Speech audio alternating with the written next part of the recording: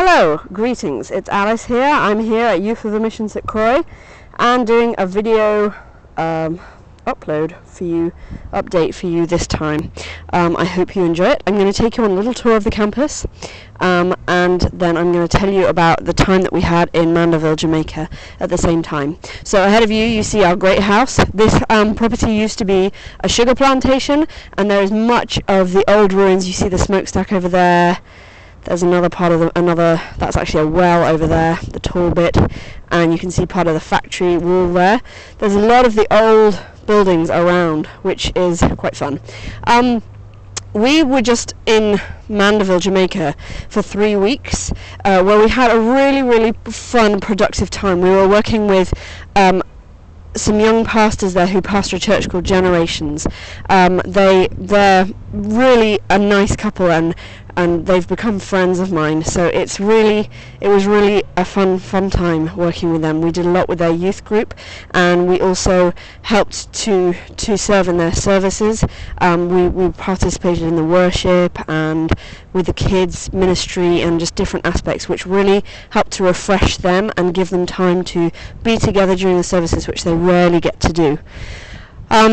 We also did a lot of work with an orphanage, which is run by an ex-YWAMer, and so it was really good to see YWAM values being put into practice in a different setting. I mean, ultimately all the YWAM values are biblical values, but it was really great to see a YWAMer practicing what the Lord had put on her heart in an everyday world setting, as it were. We also did a lot of work at the church, and we worked with some other youth groups, which were a bit of a challenge. There was one youth group that we went to twice, and the first time it was total chaos. It was a nightmare, and the youth were so unreceptive. And so the second time we went early, we prayed over the seats, we prayed over the room, we prepared just so hard, and it was amazing to see the difference in the youth. They were so receptive, they were so settled and quiet. I was able to teach. I did a teaching on the prodigal son, which I really enjoyed doing, and it was just incredible. It was an incredible change. So we did that and several other things around and about Mandeville. We did a lot of street evangelism, which was really fruitful for us. We had some great encounters and made some good friends. So it was a really good 3 weeks. There were some challenges amongst us as a team. The ministry aspect was good, but the team dynamics, there was some work we needed to do, and we had some real challenges. But it seems like a lot of them have worked out.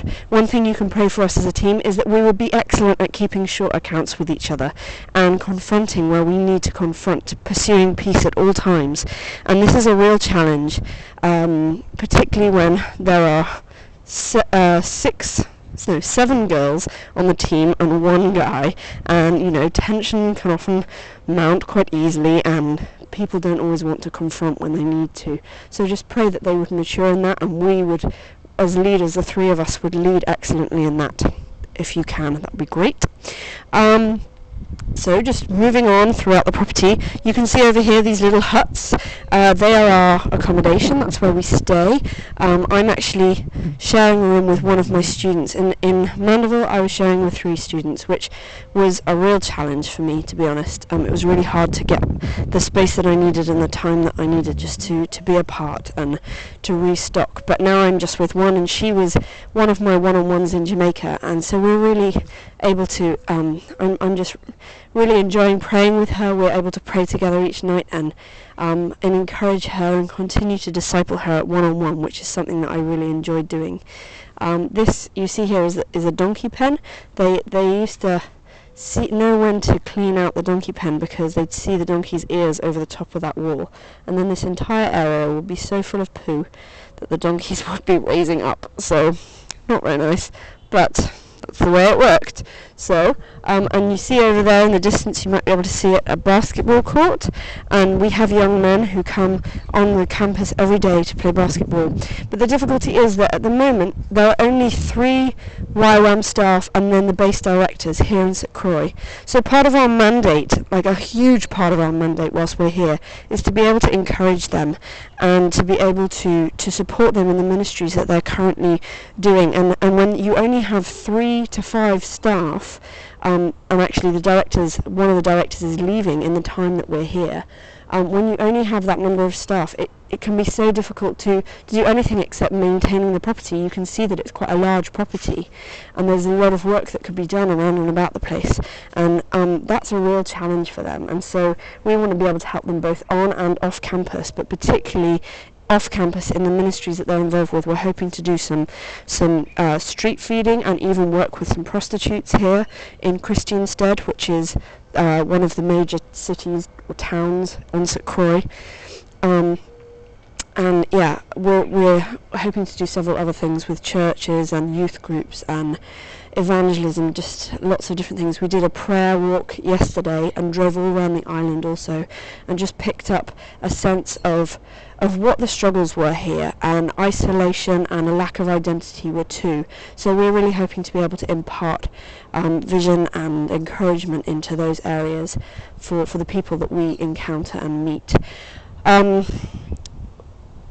We as a team would really appreciate prayer for unity, and as I said before, the ability to confront when necessary and not take up offence easily, just to be able to let go of offences, and also as leaders, Raquel and Anthony and I would really appreciate wisdom, prayer for wisdom and specific guidance from the Lord as we work with our hosts here in St Croix and work to make the end of this outreach as good as we can, and to be really open to whatever it is that God would have us do.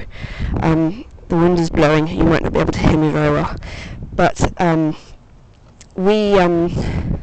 we're having a good time overall, but we do need that prayer for us as staff and as a team, that we would finish well and that we would have enough energy to do the rest of this time with excellence. And as for me, I'm going to turn this around in just a second. Hopefully the wind will stop blowing. As for me, I would really appreciate some prayer for my visa. I'm still applying to get a visa for the States so that I can go and train how to be a teacher for the DTS. It's a Bible training school, and I would really appreciate that you would pray for my visa for that. It's taken over a year to get the visa, and it's really a frustrating situation.